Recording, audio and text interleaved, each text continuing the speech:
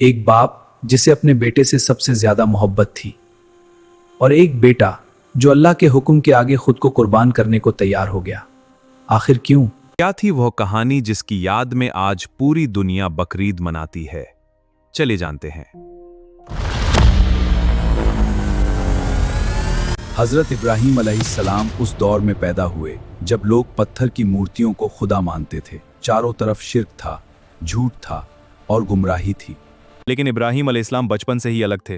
वो आसमान की तरफ देखते और सोचते, ये चांद, ये सूरज, ये तारे, ये सब खुदा नहीं हो सकते। इन सबको बनाने वाला कोई एक बड़ा रब जरूर है। फिर अल्लाह ने उन्हें नबूवत अता फरमाई। लोगों, एक ही अल्लाह की इबादत करो। उन्होंने लोगों को एक अल्लाह की इबादत की दावत दी।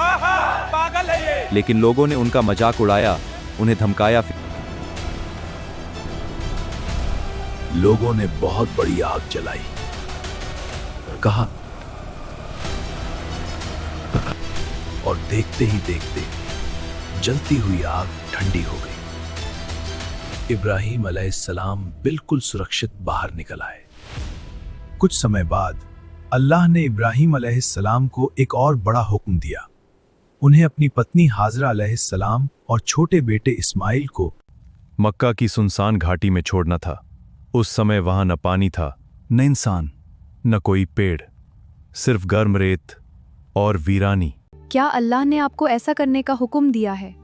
जी हाँ। तो फिर अल्लाह हमें बर्बाद नहीं करेगा। पानी खत्म हो गया। छोटे इस्माइल प्यास से रोने लगे। हाजरा अलैहिस्सलाम पानी की तलाश में सफा और मरवा पहाड़ियों के बीच दौड़ने लगी। 1 बार, 2 बार, 7 बार, लेकिन कहीं पानी नहीं मिला।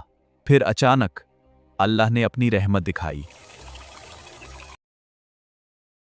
जहां छोटे इस्माइल अपने पैर रगड़ रहे थे, वहीं से पानी का चश्मा फूट पड़ा। यह था आबे ज़मज़म, जो आज भी लाखों लोगों को सैराब कर रहा है। वक्त गुजरता गया। छोटे इस्माइल अब जवान हो चुके थे, बहुत नेक, बहुत फरमाबरदार और अल्लाह से मोहब्बत करने वाले। अब्बा, हम ये पत्थर इकट्ठे क्यों कर रहे हैं? बेटे, अल्लाह की राह में मुझे तुमसे बहुत मोहब्बत है। इब्राहीम अलैहिस्सलाम अपने बेटे से बेहद मोहब्बत करते थे। शायद यही वजह थी कि अब अल्लाह उनका सबसे बड़ा इम्तिहान लेने वाले थे। एक रात इब्राहीम अलैहिस्सलाम ने ख्वाब देखा। उन्होंने देखा कि वह अपने बेटे इस्माइल को अल्लाह की राह में कुर्बान कर रहे हैं। वह घबरा गए, लेकिन यह कोई आम सपना नहीं था।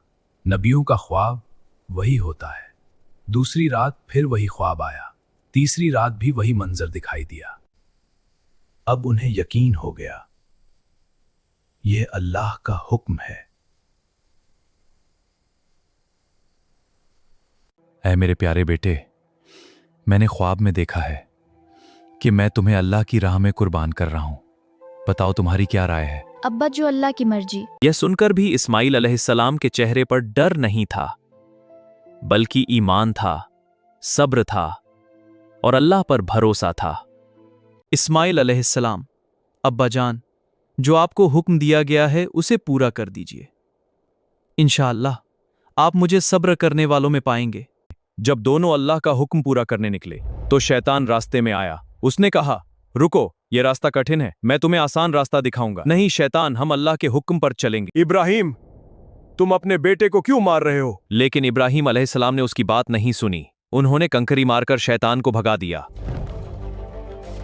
आखिर वह पल आ गया। इब्राहीम अलैहिस्सलाम ने अपने बेटे को जमीन पर लिटाया। उनकी आंखों में आंसू थे, लेकिन दिल में अल्लाह का हुक्म सबसे ऊपर था। उन्होंने अपनी आंखों पर पट्टी बांधी ताकि बेटे का चेहरा देखकर हाथ न रुक जाए। बिस्मिल्लाह। फिर उन्होंने बिस्मिल्लाह पढ़ी और छुरी चला दी। लेकिन तभी अल्लाह ने फरिश्ते भेज दिए। आवाज आई, ए इब्राहीम, तुमने अपना ख्वाब सच कर दिखाया।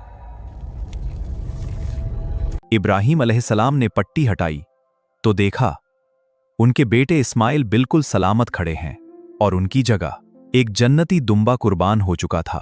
यहीं से शुरू हुई कुर्बानी की सुन्नत। आज दुनिया भर के मुसलमान ईद उल अजहा मनाते हैं, नमाज पढ़ते हैं, कुर्बानी करते हैं और गरीबों में गोश्त तकसीम करते हैं।